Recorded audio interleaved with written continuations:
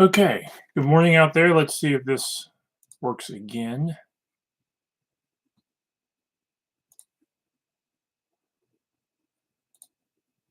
So make sure we don't have any weird feedback. Make sure we don't have any weird feedback. Make sure we don't have any.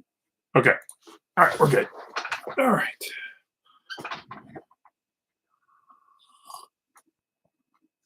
Good morning. Welcome to Coffee and Resales. My name's Ryan. I get stuff from garage sales, yard sales, thrift stores, and other similar places. Churches, church sales. Had a church sale Friday. Got some stuff. Tell you about the stuff.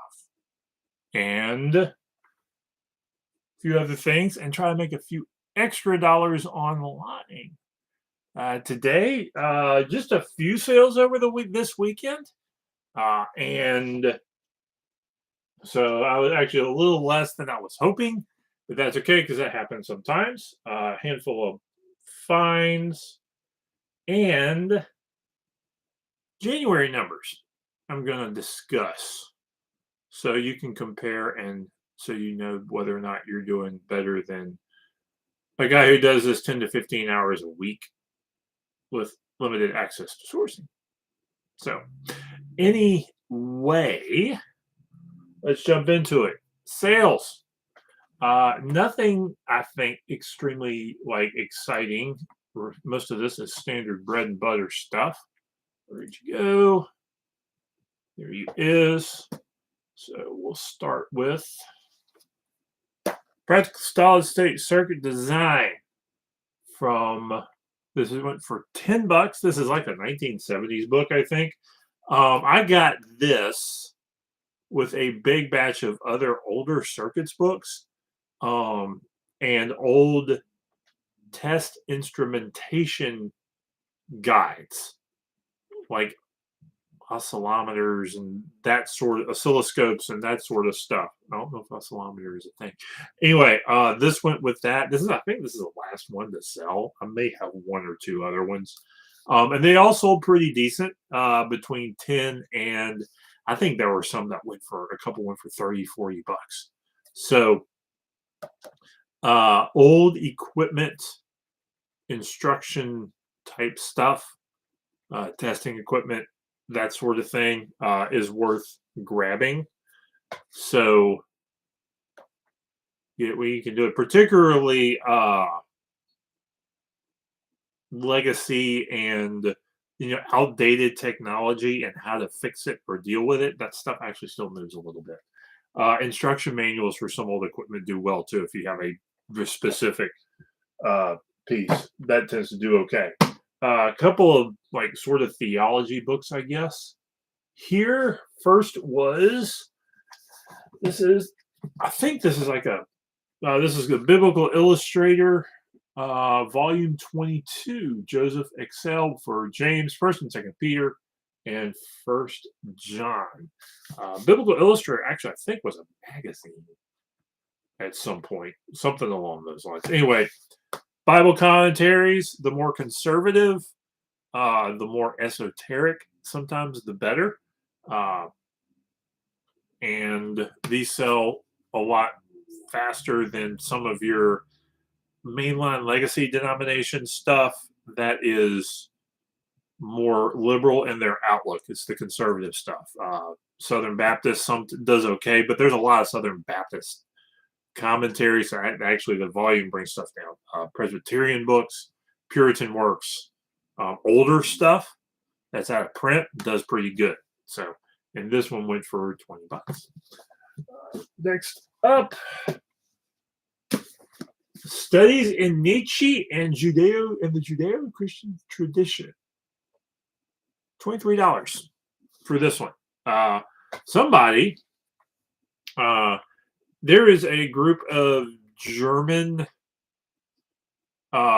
theologians and the German tradition, early 1900s, that had an interesting perspective on scripture and how to interpret it. And so Karl Barth, Niebuhr, I think is one of the guys' names. I haven't read a lot of their stuff, or actually very minimally any of their stuff. More of what people have written about what they've said and done. But This is sort of in that vein. Nietzsche and some of their stuff pops up occasionally, I think. But anyway, uh, but somebody donated a bunch of it to my local Goodwill. And I grabbed the stuff that was worthwhile. I had like a first edition called Barth that I sold, and a couple other things in there. And some of it sold, some of it I was kind of hoping would go to half price, and then I'd grab it and sell it in bulk. But I think most of it kind of slid through the. I didn't get my hands on some of it for one reason or another. Anyway, that went for $23. Old, weirdly titled theology and religious stuff. Look it up. It's not 100% that it's going to be decent or that it's going to sell, but it's worth checking. It's always worth checking it. So there's that. And on a completely different vein, little blue truck. One of 5 little blue truck books, hardcover, board books, flat books. I think one lights up. The Christmas one lights up. These 5 went for $30. So I saw a batch of them at Goodwill. I was like, I bet those might move a little bit, and they did, and pretty quickly. These 3 books, the first 3 I talked about, sold a little slowly. But all of them I think were less than a year, which is fine when you're selling books. The little blue truck, that took about 2 weeks. I don't even know if it took that long to sell that. And that was my sales for January. So moving on to some stuff I found. Several religious books and 1980s toy and a yearbook. I'll go with that. This one's probably going to sell the fastest. Cold Case Christianity by J. Warner Wallace. Later edition. Probably go $10-15. So this is sort of a popular book out right now about that has defenses for the Christian faith and that sort of thing from a homicide detective's perspective. So that's that book. Several read with discretion books. Jimmy Swaggart Bible commentaries, hardcovers. Some of these have some highlighting in them, so I'm wondering if they'll sell or how well they'll sell. I'm thinking around $15 a book is what these will probably go for.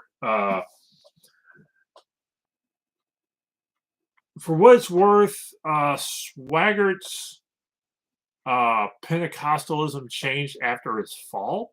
And if those were written after that, which I think they were, he's a lot more reliable, I guess, than previously because he got out of a lot of the Word Faith movement stuff and realized it wasn't working for him because of what happened and that sort of stuff. And I actually heard, I think I was driving somewhere, I was like, hey, it's Jimmy Swaggart on the radio talking about some stuff. And he actually went over some of the stuff after what happened to him and how it affected his faith and that sort of thing. I'm not saying he's worth listening to, but I am saying it's an interesting story, particularly on his views of Pentecostalism after his fall, because he never left that. But I think there were some things he pushed aside about that faith tradition, I guess is the best way to put it. Anyway,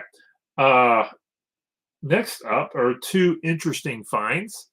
One I'm taking a chance on, but we'll see if it goes. The Gray and White Matter, 1951, Wake Forest med school, Bowman Gray School of Medicine at Wake Forest College and the School of Nursing at North Carolina Baptist Hospital. This is Wake Forest Medical yearbook for 1951. I did a cursory search on YouTube to see if somebody famous may have been in that in there, and nothing really popped up. I think there were a couple of government officials, but that may show up in there, but nobody famous that I saw. And that's my understanding.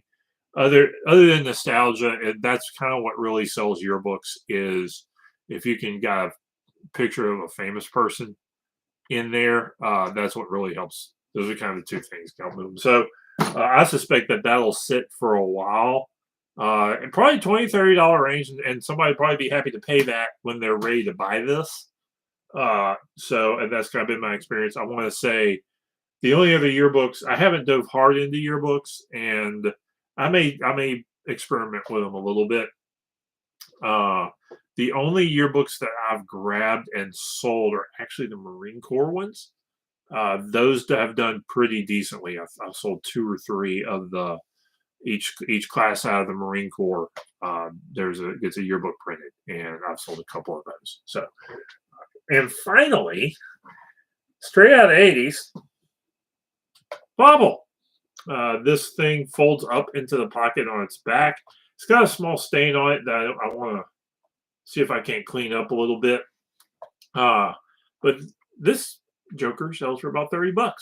So we will. Other than this one thing, it's in pretty good shape and doesn't smell. So we'll see about how we can get that moved. So that is my finds. Okay.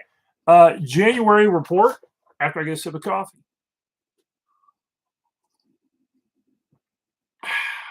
There's a sip of coffee.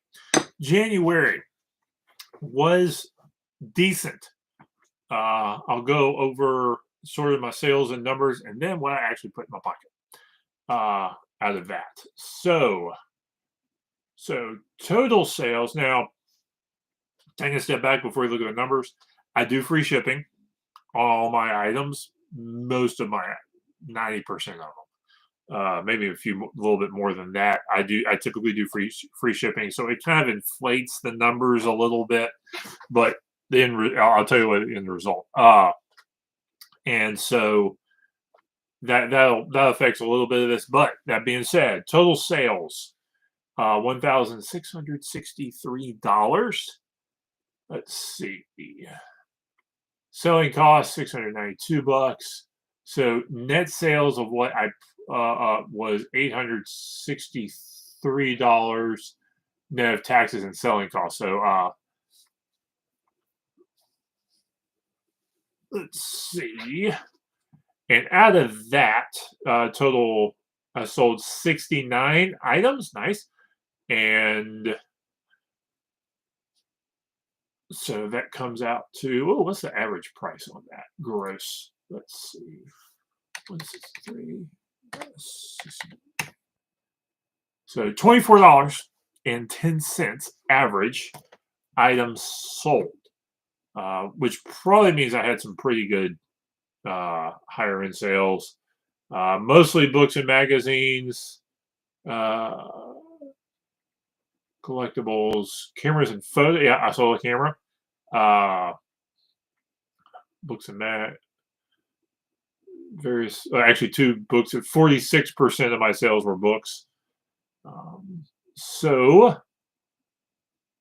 And what happened after that? Shipping labels were $400. So 692 minus 400, so that puts